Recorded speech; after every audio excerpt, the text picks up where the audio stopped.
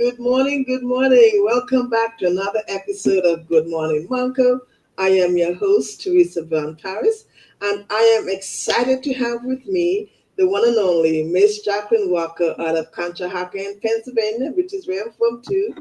As Yes. you know, September 15th started Hispanic Heritage Month, and Mhm. Jacqueline is all about Hispanic heritage with her association, Hispanic Heritage Association. Yes. So, Jackie, welcome to Good Morning Monco. We're so excited to have you. Tell us what we're going to do now. We're just going to take introduce yourself. We'll take a quick break, and then we'll come back and we'll get into the meat of the matter. Okay? So, go. Hi, thank you so much, Teresa, for having me here this morning. As you said, Hispanic Heritage Month is like the highlight of the Hispanic Heritage Association, which I am the CEO and the founder of, Jacqueline Rocco. And so, yeah, we are in the highlight and the meat and the potatoes of the whole event for the Hispanic Heritage Month event. So, thank you for that. Okay, awesome, awesome. So what we'll do, we'll give you a chance to like and share this video. And in the meantime, I'm going to share a few words from one of our sponsors. Okay, so we'll be right back on the other side. Are you dealing with estate or loan documents? Perhaps an international business? Welcome to Paris Mobile Notary, your solution for notary services 24/7, 365. At Paris Mobile Notary, we put customer service first, coming to you for all your notary needs, including apostille, authentication, document delivery, I-9 verifications, power of attorney, prenup agreements, affidavit, oath of office, identity verifications, and so much more. We proudly serve the Montgomery County, Bucks, Delaware, Chester, and Philadelphia counties, and we can't wait to work with you. So contact us today for your next signing at www.parismobilenotary.com or call us at 610-825-3300. Thank you. Welcome back to Good Morning Monco. My guest today is Jacqueline Walker with the Hispanic Heritage Association. Jacqueline? Hi. Hello, everyone, and good morning, Kanchi. Awesome. So, Jackie, it's Hispanic Heritage Month that started from September 15th through October 15th. What are some of the events you have going on today? Oh, wow. What So is we the have, month for the month? oh, yeah, yeah. So we have literally kicked off a pre-Hispanic Heritage Month event with some organizations in Philadelphia. So September 6th was our first kickoff where we went and did a community event with the Philadelphia community. And there was like face painting. We actually had a nice, beautiful quiz that we created to see how much people know about their Latinidad and Hispanidad. And it was so much fun to see families take a part of that, and kind of compete with one another. So it was kind of really nice to be in the mix of that event. Actually, today we have another event online with Montgomery County where Hispanic Heritage Association is the keynote speaker for Hispanic Heritage Month. So we'll be doing a presentation, a panel discussion online today with the Office of Diversity, Equity, Inclusion and the Office of Inclusion Commissioners, Immigrant Commissioner's Office. So that's today. It starts at 12 p.m. There is a registration link on our social media site. You could go to either Facebook, Instagram, LinkedIn. You can go to any of those sites and kind of register for that. And then we have a whole bunch of stuff. Like next Monday, we have another event with the Free Library of Philadelphia, Sofrito for Children event, where we teach the history of what sofrito is and how we all have learned to make it in the different ways that we do make it in our different respective countries. And we talk about the influences of where it started, where the name came from, and how it traveled. So it's a learning, very fun experience because the kids get to not only learn that information, but they get to walk away with their own version of sofrito for that day. So that's really exciting to kind of just have that. And that will be at the Library of West Oak Lane in 2000 East Washington Lane in Philadelphia. So that will be Monday, and it starts at 3. We were also featured in the papers I from saw Temple that. University. Yeah, they were kind of interested in what we were doing, so it was kind of really nice to have that report. And it's all of this is on our social media pages, of course. October 4th is another great big event where we'll have an adult sofrito mixer. And this is the adult version of what we do for a children's workshop. But it will be kind of different where we'll have more in-depth, historical information, and families get a chance to really, preserve and make their own sofrito. And we'll get adults to come up and talk about how they make it in their land countries. Is it sauteed? Is it blended? Is it how do you, sparkle up that conversation? But we'll also have like a nice mixer time where people get to socialize and have some appetizers and blah, blah, blah. This particular event you're showing on the screen is coming up as well. That's on the 27th, but we'll be participating with another good well-known group in Philadelphia, which are called the Calle Bomberos La Calle. Mm-hmm. They do a lot of bomba en plena, that is traditional folklore dance from Puerto Rico. And so we will be participating and carrying out a workshop there on that day as well, and being participants of the community as well. We have just so many great things happening throughout the Hispanic Heritage Month itself. We were just featured on CBS News as we highlight what the one best thing that we take away that we really enjoy doing every year is highlighting the different partnerships that we have with different groups, right? It could be restaurants, it could be nonprofits, it could be community centers, it could be, a whole bunch of different, it doesn't matter who we partner up with. We like highlighting them during Hispanic Heritage Month because a lot of these businesses and nonprofits are small. And so it's always nice to kind of shine a light on what other resources we have as a community, out there that maybe some of us don't know about. So we take it upon ourselves to kind of showcase, some of the partnerships. And that was that one report that we just posted on online, that CBS and the Hispanic Heritage Association has partnered up to kind of do a series for Hispanic Heritage Month. So every week we'll see a feature on CBS News in relationship to who we have decided to highlight for Hispanic Heritage Month. That is awesome, Jackie. That sounds like it's keeping you very busy. Yeah. Right. So for Hispanic Heritage Month, you do quite a bit, but outside of that, in the community, what's your organization like? What kind of footprint do you have in the community, both in Montgomery County and Philadelphia? So the type of response, I didn't hear the last question you asked me. I'm sorry. Your footprint of impact. What do you do in the community outside of Hispanic Heritage Month? Okay. Well, I always feel like this is why we develop these partnerships and we stay in touch and we develop these relationships, to just let everyone know, hey, we see you, right? We're interested in what you do. Let's compare and let's see how we can work together. And this is why we, the Hispanic Heritage Association, we like highlighting a lot of the partnerships that we do develop, throughout the years, because like I said, sometimes it's nice to kind of share that gratitude, right? To share that awareness, to share, that relationship that you have built with these companies and these businesses and these nonprofits, right? And it's always nice because the impact is that they will remember you. They will remember, the Hispanic heritage. They're so kind. They're so nice. They do this. They do that. They can refer people to you. They can invite you to things. They can make you aware of things. So the impact is great.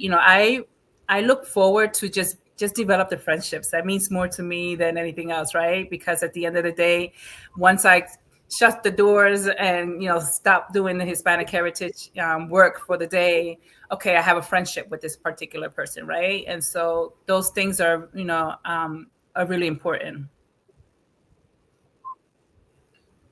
Awesome.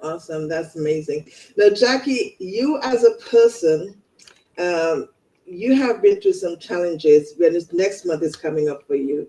I'm not sure if you want to talk about that now, but I do have something that I want us to work on together for next month. But as an individual in Conshohocken, you are quite involved with the community. We first met when you're with the Rotary Club. Yes. In Conshohocken. Okay. Are you still involved with that? I am involved at a distance, not too, I haven't been able to attend any of the meetings only because of how busy I have been, but I do keep in touch with the information, I still keep in touch with some of the people if I need to find out more about anything that they're doing so that if we need to do something, if I need to come in and participate, I can make myself available. Okay, awesome. So I want to thank you. Is there anything else you need to share for Hispanic Heritage Month? Also, for those events that Jacqueline listed, you can find them on our community events page at Good Morning MontCo. You go there and you go to the community events page for the events that we are going to be sharing here about here in Montgomery County. Jacqueline, before you go, any parting words? Yes, I literally just want to let people know, please check us out. Check our page out. If you see anything that you like, participate. You can always send us a message. We are very good with responding back. If you want to tag us and send us a message. Right now, actually, we have a series going on our social media pages that is called Did You Know? Sabias. And these are like little factual information that we put on there that maybe people have questions about the culture that they don't understand, and we connect it to our European ancestry. We connect it to our African ancestry, indigenous ancestry. So it's really cool. People really do respond. They're like, oh, I didn't even know I'm gonna share this, and so it's really nice to see it evolve throughout the years to where it's at today. Mm-hmm. All right. Well, thank you, Jackie. Thank you. Before you go, I just want to pause here for another word from a few words from one of our sponsors. And then, Jackie, thank you so much for being here. Our next guest coming up will be Stephen Goulding from Jamaica. We're going to be discussing the Marcus Garvey Forum Series that's coming up in Philadelphia next Monday. So, Jackie, thanks for being here and take us out with these words. Yeah, thank you for having us.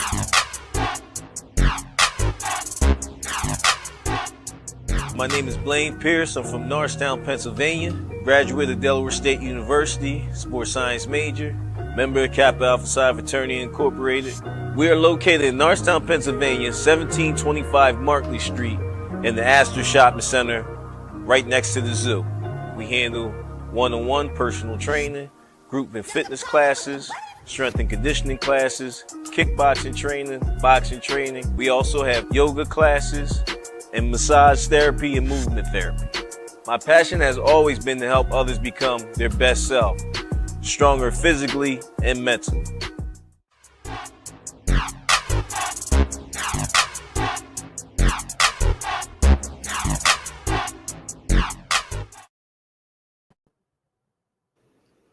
Professor Goulding, I'm sorry. So glad to have you here with us today. Our next guest today is, we're honored to welcome Professor Stephen Goulding. He's the founder of the Global Garvey Symposium Series. He joins us today to discuss the life and legacy of Marcus Garvey, who is one of the most influential Pan-African leaders of the 20th century, and to share details about the inaugural Marcus Garvey Symposium happening right here in Philadelphia on Monday, September 22nd. From Garvey's historic 1919 lectures in our city to this year's exciting film screening, culture and cultural celebration, this is a conversation that you won't want to miss. So please like and share this video. Stephen, welcome to Good Morning MontCo. How are you, Teresa? Thanks for having me. Can you hear me okay? I can hear you well. Thank you. Tell us a brief introduction about yourself before we get started.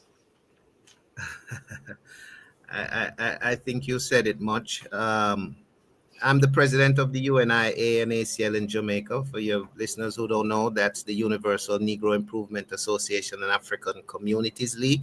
That was the organization founded by the Right Excellent Marcus Garvey in July of 1914.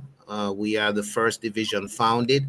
Of course, 2 years after that, he moved to the United States, and the movement became the largest mass organization of African descendants in history.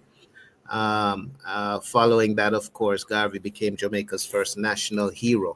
So I'm honored to lead that first division, but we do have divisions all over the world. We have divisions also in Philadelphia, who we will be working with on Monday.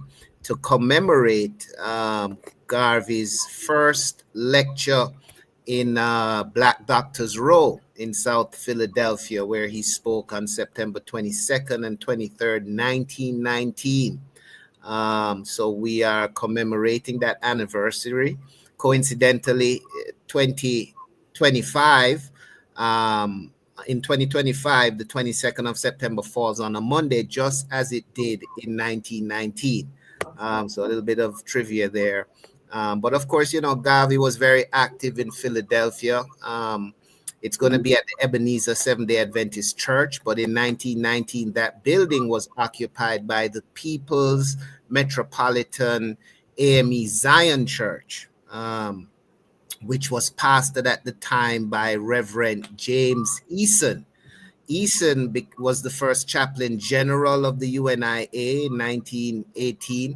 And then by 1920, he had rose to become the first assistant president general, second only to Marcus Garvey, an office that bore the title leader of the American Negroes at the time.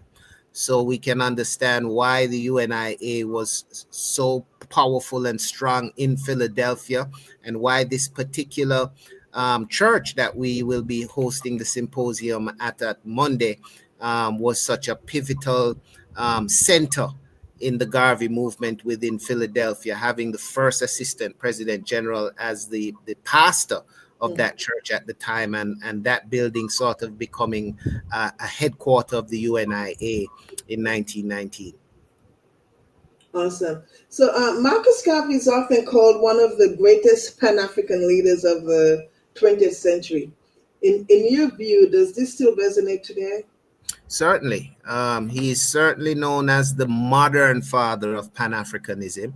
The title father of Pan-Africanism actually belongs to Edward Wilmot Blyden, who was a descendant of enslaved Africans on the island of St. Croix, who repatriated back to Africa and later became the Secretary of State for the Republic of Liberia.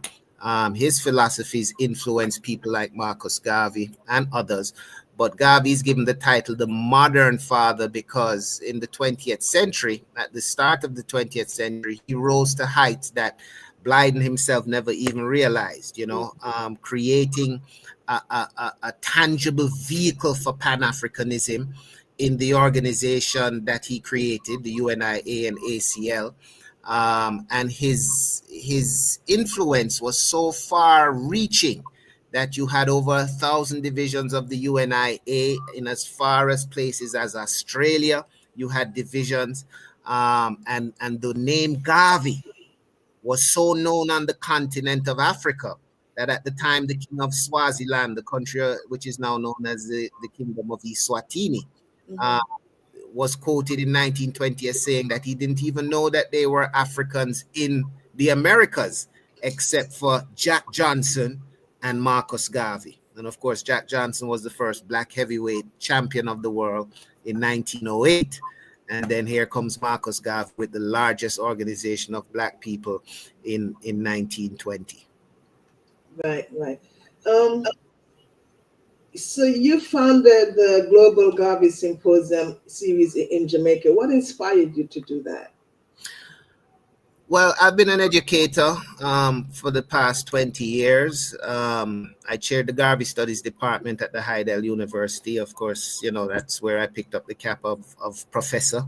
And we have been focusing really on curricularizing Garveyism, figuring out how to teach it at every level of education. So from the early childhood to the primary to the secondary or high school level on into the tertiary. And I've spent a number of years focusing on teaching teachers how to teach Garveyism. So, over that time, through research and writings, I started to I started to gather a lot of history about Marcus Garvey, out of which have come a few books. One I was working on when the idea for a Global Garvey Symposium came about was entitled, it was a pictorial coffee table book, called Where on Earth Was Marcus Garvey? And it consists of the days of the calendar and showing you where Garvey spoke around the world.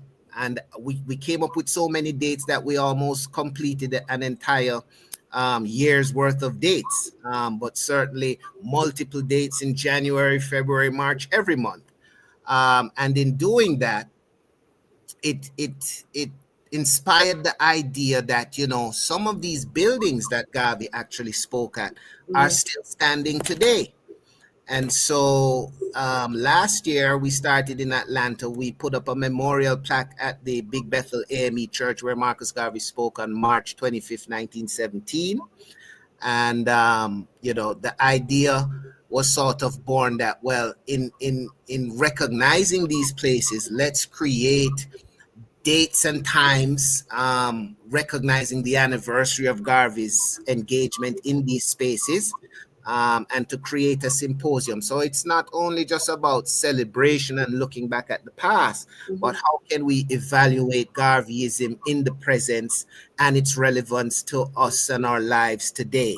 And a lot of times the Caribbean communities in these areas are happy to join in the celebration. We claim Garvey as our own, being a Jamaican, being a Caribbean icon, but he's also very much a part of the American historical and political landscape. You know what I mean? I lived in New York for a number of years. There are parks named after Garvey, streets named after Garvey. But when we did this book, I began to realize just how well-traveled Garvey was and how many places he himself had visited and taught and preached at and lectured at. And so Philadelphia came up on the radar for a number of dates in that. But this one was special because Black Doctors Row is a historic Black community. That, at the time that Garvey spoke there was occupied by the middle to upper income amongst the Black classes in Philadelphia at that time. It was called Black Doctors Row because, it's part of a neighborhood in which was located a training hospital that produced many Black doctors. Our options were very limited in those days, but you had a few medical schools that were accepting Black people. And so many of them bought and lived in that neighborhood even after completing their degree, and hence it was given the name Black Doctors Row. Garvey first spoke there in 1919, as I said before, on September 22nd, 23rd, and it was part of a stock selling tour for the infamous Black Star Line. Of course, that's the corporation that got him, framed up for mail fraud and sentenced to prison. Because it frightened the economic powers at the time of the potential of creating wealth for Black people, but most of all of them taking control of the resources on the continent of their motherland. These are the things that Garvey spoke about and promoted. But I just found it interesting that one of the first places he went after he launched the Black Star Line in June of 1919, he did his first stock selling event in Newport, Virginia, then went back to New York, which was his base, and then his first stock selling tour officially was launched in September, and he came to Black Doctors Row in Philadelphia. To be amongst the educated and wealthy class of Black people and to inspire them with his rhetoric of Africa for the Africans, of wealth creation for Black people, of taking control of our own political destiny, of managing our own economic resources, and just in general empowering ourselves on that road, not only to physical freedom from slavery, but social, economical, and mental as well. Awesome. Let's take it back a little bit about Marcus Garvey himself. I saw a debate on Facebook some time ago about his parents. Do you know in your research, were his parents originally from St. Kitts? You know, there is a running joke. At one point, Jamaicans were claiming Rihanna as being Jamaican, even though we knew she was born in Barbados. Uh, and I think it was a similar thing with Marcus Okay. Garvey. No, his father, if people look at the research done by Jamaican historian Professor Robert Hill, who collected a lot of documents and put them into about a 13 volume, almost a set of encyclopedias entitled Marcus Garvey and the UNIA. There are birth certificates there showing that his father was born. His father's name was Malchus Sr. and his mother, Sarah Richardson, were both born in Jamaica. But you know, the funny thing is that this would have been in the late 19th century. So they were born Okay. maybe just a few years after the emancipation of slavery. Um, Gotcha. Okay. and we have to remember that it is very likely that at some point either of their families may have come over from Saint Kitts. We have to remember the brutality of chattel slavery that had us moved around like cargo, you know. Absolutely. And so, you could be sold from plantation to plantation. You could be sent from island to island, and it's the reason why many of us share similar surnames. So there are some Garveys in St. Kitts, and there are some Richards in St. Kitts. That doesn't necessarily mean they're related to Marcus Garvey, but it certainly means that the people who owned Garvey's ancestors may have been related to the people who owned those ancestors of those Richards and Garveys in St. Kitts. Some kind of extended cousins, maybe, on the Yeah, side. well, maybe not by blood, but certainly we occupied that same horrific space at some point. You know, Absolutely. And my my surname is Golding, which does not mean that I am related to the British Jewish Golding family. But it certainly means that the people who owned my ancestors and branded them with that name um, were most likely related to them. You know. okay, got it. All right. So let's talk about the event next Monday, the symposium.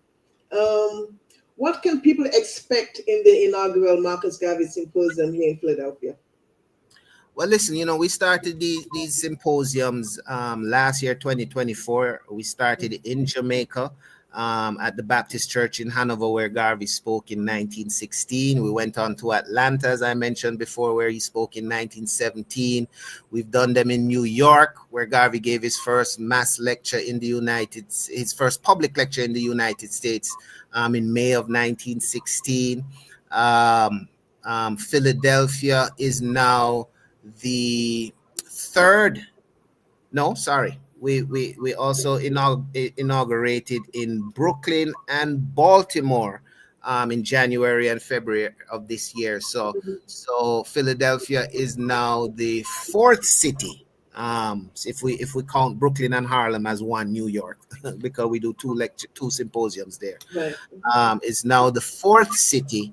And as we did with the others, every symposium has a main feature, and this year the feature for Philadelphia will be the screening of the first narrative film, the first movie ever made about Marcus Garvey. So there have been documentaries, many people talking about the history of Garvey. There are even some AI generated ones now, but this is the first time we've had actors and actresses portraying Garvey in a movie setting. The film is called Mosiah, and it actually focuses on the trial of Marcus Garvey in 1923, outlining how he was set up by what became the FBI, how weak the case was, how he was falsely convicted.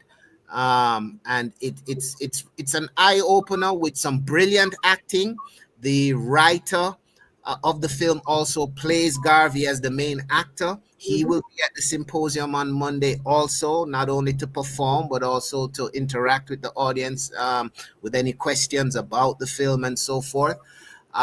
There will also be a segment where we honor one of Philadelphia's own iconic sons, that is the Venerable Kenneth Gamble, singer, songwriter, producer, who has been a longtime community activist in Philadelphia and a stalwart in the Garvey movement for many decades. He's getting up in age now, and so we are honored to be honoring him and recognizing him as the legendary Garveyite that he is.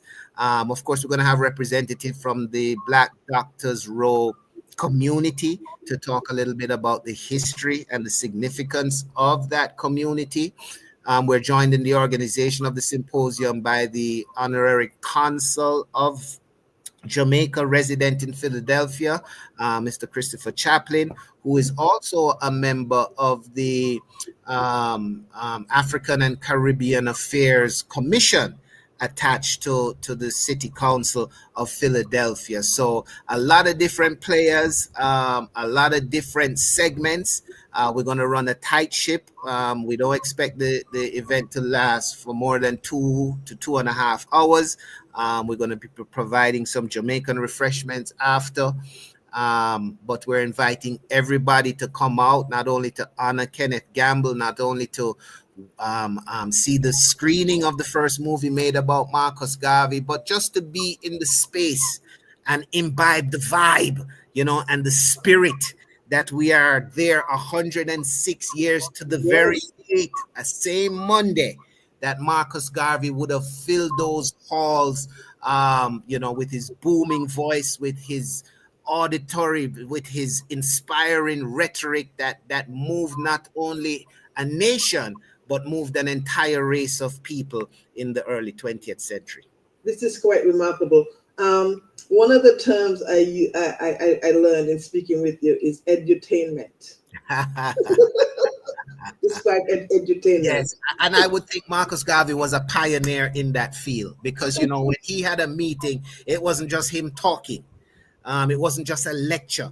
There would be parades, there would be bands, there would be people singing. Incidentally, we are also going to be blessed by a performance by reggae country soul singer Jahiti, who has worked with the UNIA for a number of years and who has also taken some of the writings and the songs of Marcus Garvey and adopted them as part of his performance. So I forgot to mention that earlier. So it's not only a film, not only the food, not only the recognition of Kenny Gamble, not only the history of the place, but we're also going to have live entertainment. This man walks with his guitar and he does what Garvey did in the early 20th century by speaking to the rhythm and soul of our people. You know what I mean? We don't want to sit in a room and hear no boring lecture.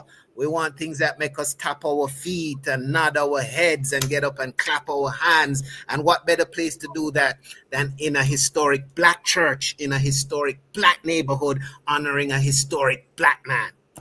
Absolutely. I love it. It sounds like it's going to be an amazing event. Tell us how we can get tickets for this event. Yes, you can get tickets. You can purchase tickets ahead of time on Zelle. I can give you the number if you or you could put up the flyer there. Let me just pull that up. Yes, let me pull the flyer up for you. But you can also come and do your Cash App at the door, or if you work with cash, we will take that also. I'm a little old school that way. But yes, certainly if you want to purchase ahead of time, the number to Zelle it to is, I got it right here.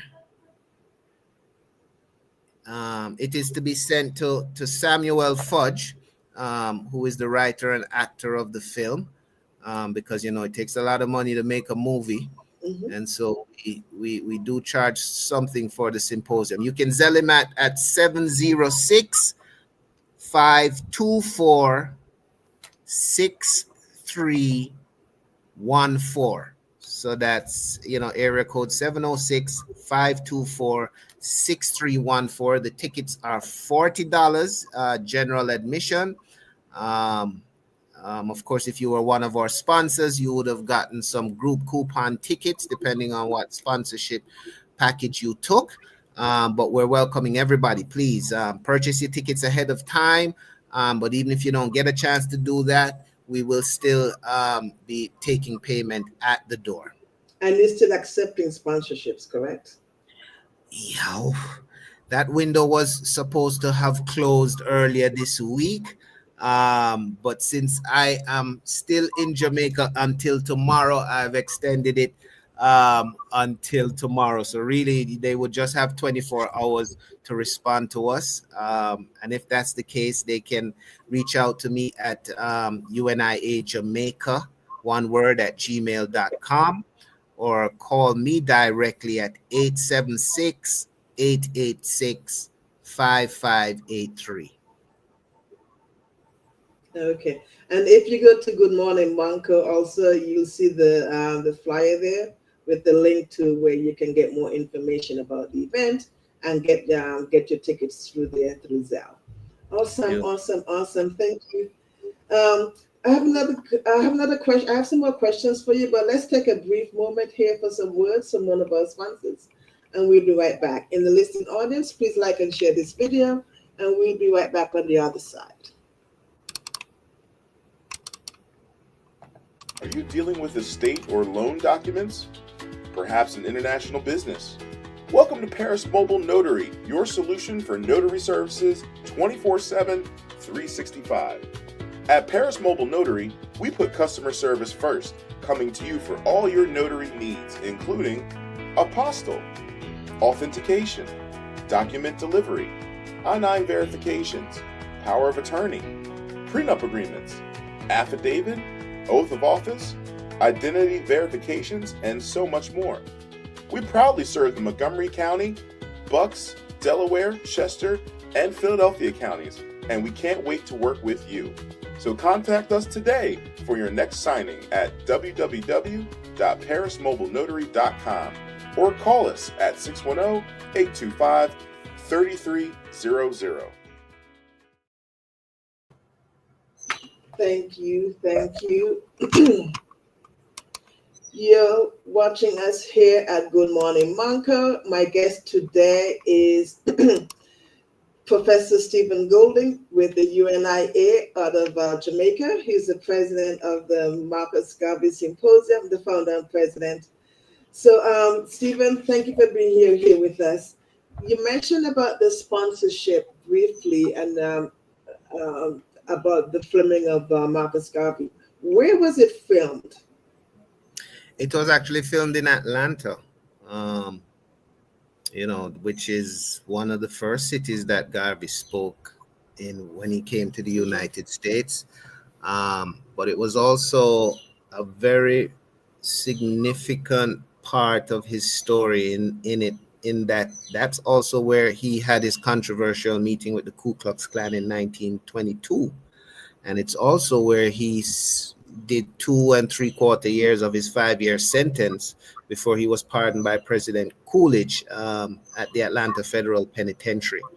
So the actor lives in Atlanta, and they actually did the filming there. Okay. Yeah. There's one Jamaican in the film, but I still endorse it. And Jamaicans will know who it is when they watch it. But the actor, he's a real actor, so he he certainly got the character of Marcus Garvey down. Garvey spoke with a very Victorian accent at the time, having been a world traveler, studied in the UK.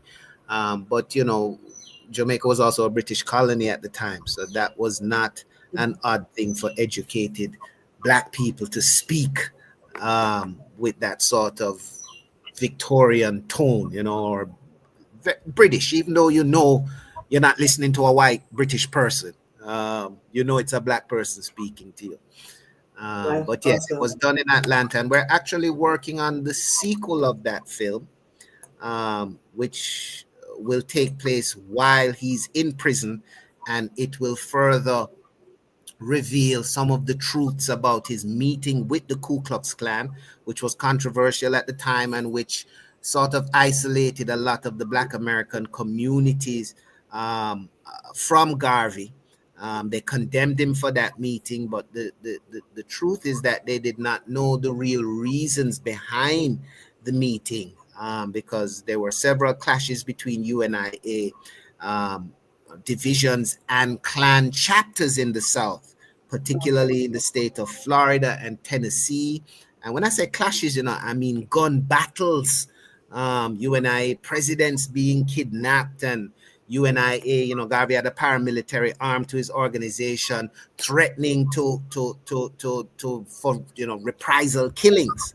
It got to the point that Garvey, knowing that an indictment was coming down on him, he had to quash it, and he did it like a general, going face to face with the leader of the Klan to a sit down to say, look, we got to work these issues out because our people are dying. He took it head on. All right, thank you so much. I do have here that I want to share. If you want to share some events that are coming up, so just bear with me here for a moment. I'm going to add. No, Stephen, I'm from the Caribbean, as you must have detected my accent. Of course.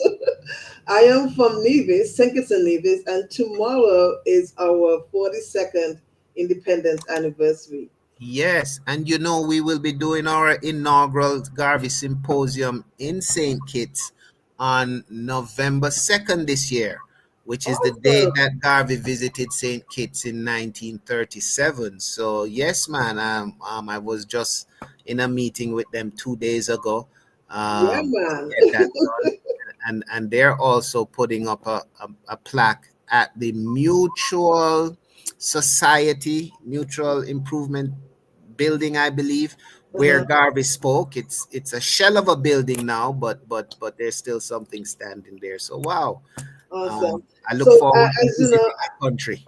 Yes, as you know, Nevis has a lot in common with the United States, in that one of the founding fathers was born in Nevis, Alexander Hamilton. So that's yes. So in the listening audience, we'd like to invite you to come on out and join us at the flag raising ceremony tomorrow in Philadelphia. It's happening at the North Apron, and it starts at 1:00. After the ceremony, we'll be having a reception somewhere in the area. So we invite you to come on out and join us. And with the reception, there's going to be ethnic food. So come on down. Great. And you know the colors of the flag, right? You know yes, where exactly. those colors come from. Marcus Garvey. Yes, we have to talk about people like Matthew Sebastian of St. Kitts, who was a staunch and strong UNIA leader, not only leading the UNIA in St. Kitts, but in other islands as he traveled around. Later became a labor leader in your country and started that road to independence. Awesome. And guess what, Stephen? Another history we have over the weekend on Sunday. One of our nationals, who's the oldest living resident in Philadelphia, Sebastian from St. Kitts. She's going to be 112 years old. Not young, 12 years, 112 years young on Sunday.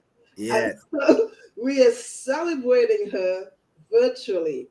So if you're in the area, please go visit us at Good Morning MontCo for community events, and you can see information there how we can join the virtual celebration. Congratulations. She also was an educator. Yes. And you see the surname, the same one I called before. I mentioned Matthew Sebastian. Here's another Sebastian. So they're either related or their ancestors served on the same plantation.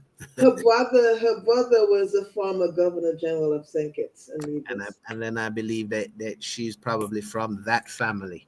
Yes. I would love to ask her if what she knows about Matthew Sebastian. Oh my gosh, I'm sure. You know what? Let me connect you with her niece who takes care of her. I'm sure there could be some stories there. Yes. All right. I would love to be at your event tomorrow, but I don't get into the States I don't get up to that side until close to midnight. Okay. But wishing you the best, happy Independence anniversary, and certainly blessed earth strong to Mother Bernice.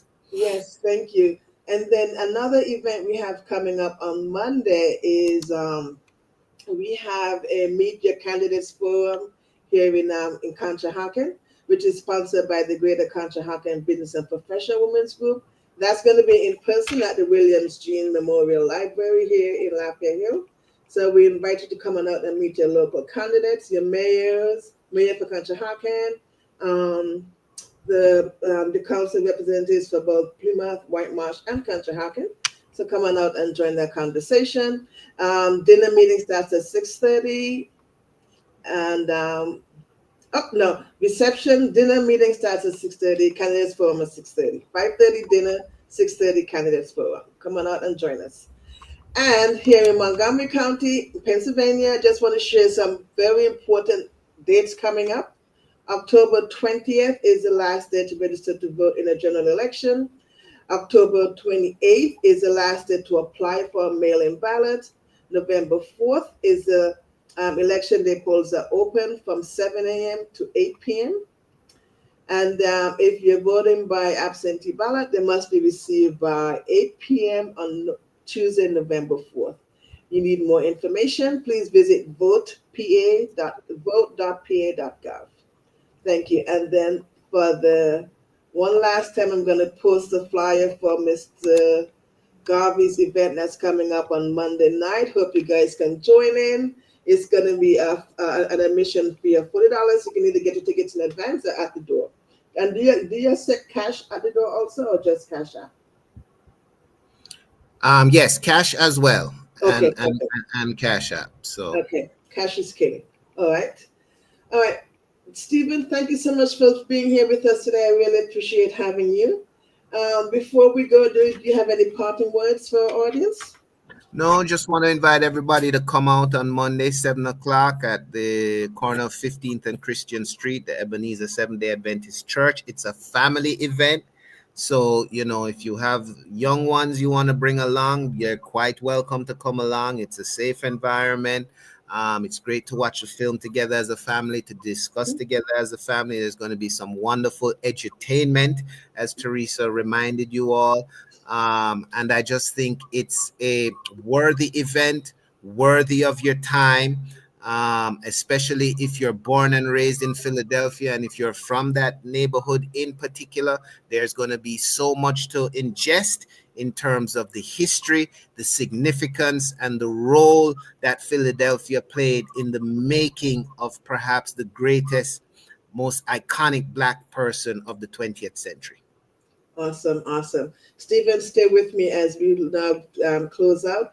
In the listening audience, we were talking today with Stephen Golding. He is with the Marcus Garvey Symposium that's launching here in Philadelphia next Monday evening at 7 o'clock. We hope you can join us. Thanks for being here with us. Please continue to share this live stream. Have a wonderful day. And join us next week when we come to you again with another episode of Good Morning MontCo. Thanks for being with us. See you soon. Bye-bye.